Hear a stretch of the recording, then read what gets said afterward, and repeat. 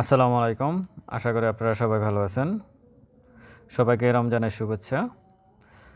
সপ্তাহের প্রথম দিন ইন্ডেক্স আলোচনায় যদি বলি তাহলে 10 পয়েন্টের মতো ইন্ডেক্স মাইনাস আজকে। 421 কোটি টাকার লেনদেন। লেনদেনটা নিয়ে যদি বলি তাহলে ভলিউম কিন্তু গতকালকে আমি বলছিলাম যদি ভলিউম কমে যায় তাহলে কিন্তু মার্কেট মাইনাস যাবে। ভলিউম ধারাবাহিকভাবে কিন্তু কমতেছে, এটা খুবই টেনশনের কথা। ইন্ডেক্স মাইনাস হচ্ছে, এর থেকে বড় বিষয় হচ্ছে ভলিউম কমে যাচ্ছে।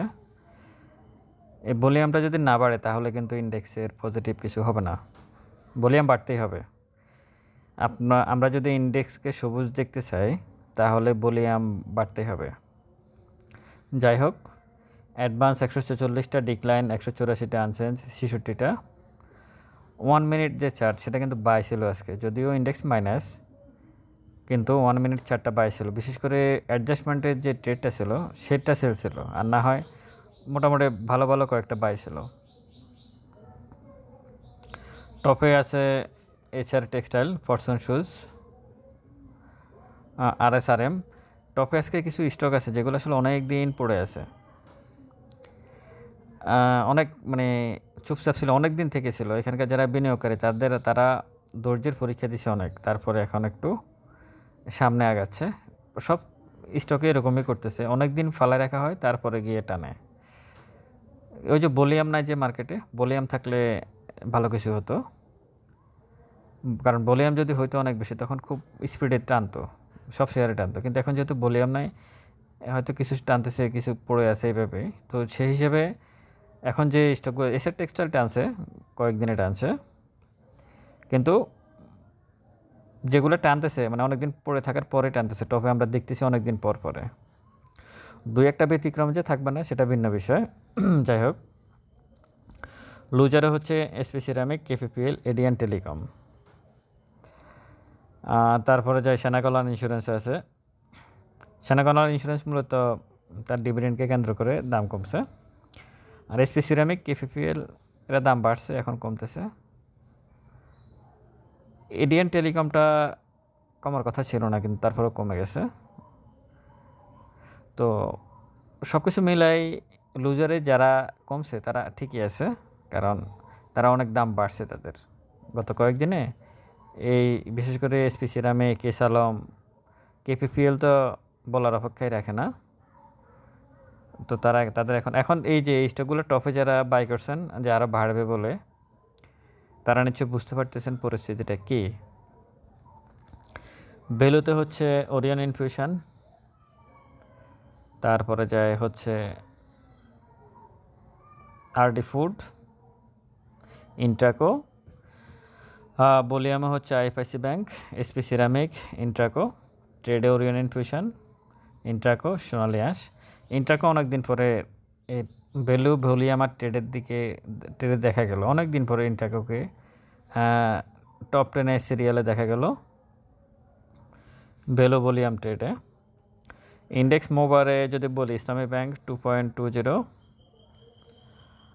আর তারপর তিতাস এসিআই আছে 1.87, আর তিতাস গ্যাস হচ্ছে ইন্ডেক্স মোবারে পজিটিভ 1.36, আর ইন্ডেক্স নেগেটিভ করে রাখছে IFIC ব্যাংক 1.98, ইউসুবি ব্যাংক 1.19, জিপি 1.53। ইন্ডেক্স নেগেটিভে আজকে প্রায় বেশিরভাগই ব্যাংক ছিল, যার কারণে আপনারা 10 যে ইন্ডেক্স নেগেটিভ দেখতেছেন এখানে বেশিরভাগ ব্যাংক ছিল। ব্যাংক আজকে খুবই খারাপ করছে। আমি গতকালকে বা পরশুই সম্ভবত বলছিলাম যে ব্যাংক হঠাৎ করে একদিন বেড়ে এরপর কারেকশানে চলে গেছে, তার মানে ওটা একটা কালেকশন মোডে ছিল। এখনও ব্যাংক কিন্তু কমছে ইন্ডেক্স মোবারে, কিন্তু অনেক বেশি কমছে ব্যাপারটা এরকম নয়। হয়তো 20 পয়সা, 30 পয়সা বা 40 পয়সা, 2-3% করে কমতে পারে, সেটা স্বাভাবিকই।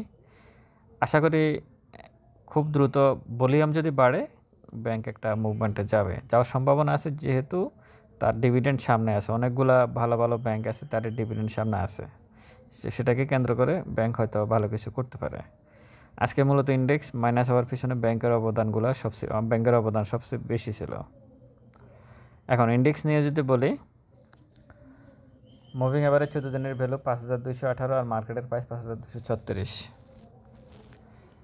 ম্যাকডি হিস্টোগ্রামের বার কিন্তু নিচের দিকে চলে আসতেছে ক্রমান্বয়ে। আপনারা এই মুহূর্তে আসলে কোনো স্টকে এন্ট্রি দিতে একটু সাবধানতা অবলম্বন করবেন। নতুন করে একটু ওয়েট করুন, মার্কেটে ইন্ডেক্স একটা সবুজ ক্যান্ডেল তৈরি করুক, কী করে দেখা যাক। তবে যাই করেন না কেন আপনারা, ডিভিডেন্ড বেস শেয়ারের বিকল্প নেই। আপনারা যতই বলেন দাম বাড়ে না, দাম মানে বাড়তেছে না, তো যেগুলো বাড়তেছে সেগুলো তো আমরা কিনতেছি না, কিন্তু আমরা যেগুলো কিনতেছি সেগুলো বাড়তেছে না। এখন আপনার দাম ভালো ফান্ডামেন্টাল যে স্টকগুলো আছে সেগুলোর দাম বাড়তেছে না, ঠিক আছে, দাম কি কমতেছে? আপনি যেখান থেকে কিনছেন সেখান থেকে কমতেছে? কমতেছে না। আর আপনি যেগুলো দেখতেছেন বাড়তেছে, এগুলো কিনে দেখেন, তাহলে টের পাবেন যে সমস্যাটা কোথায়। হ্যাঁ, লাভ করবেন না যে সেটা না, করবেন 2 বার 3 বার 4 বার লাভ করুন। 5 বারের সময় যেটা সমস্ত যত টাকা লাভ করছেন প্লাস মূলধন যেটা আছে সব কিছু সহ বাড়ির পথ ধরিয়ে দেবে। তো সুতরাং সাবধানতা অবলম্বন করেন।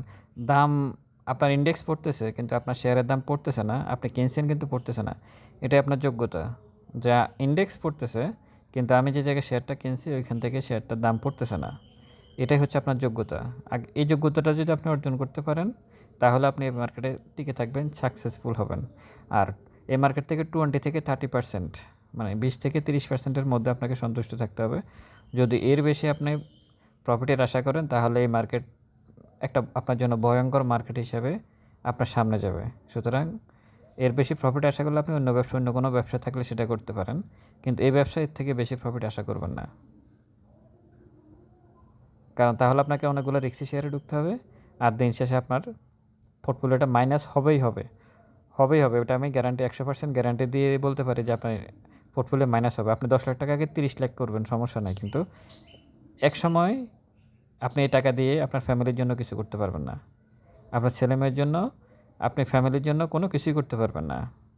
আপনার এই টাকা শুধু আপনি চোখেই দেখবেন যে আছে, দিন শেষে আবার নাই হয়ে যাবে।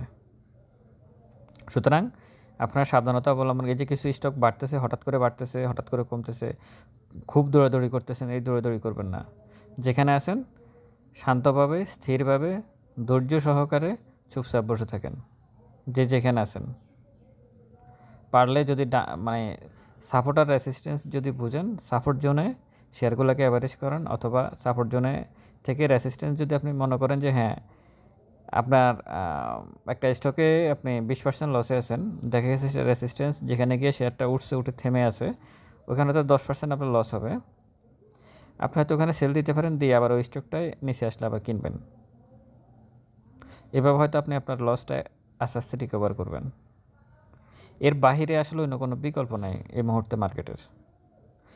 এই মার্কেটে ভলিউম নাই, যার কারণে আপনি যত রকমের যত প্লে করার চেষ্টা করেন না কেন, আপনার ব্রেন যতটুকু আপনার ক্যালকুলেশন টেকনিক্যাল বা আপনার যত ব্রেন শার্পই হোক না কেন, আপনি যতই ট্রাই করেন না কেন মার্কেটে আপনি খুব বেশি প্রফিট করবেন এই মুহূর্তে, এই আশাটা বাদ দিতে হবে। কারণ মার্কেটে ভলিউম হচ্ছে না। যদি 1,000 1,500 কোটি টাকার ভলিউম হতো তখন আপনি বলতেন যে আমার অনেক প্রফিট দরকার। যাই হোক, ইন্ডেক্স আলোচনা এটুকুই।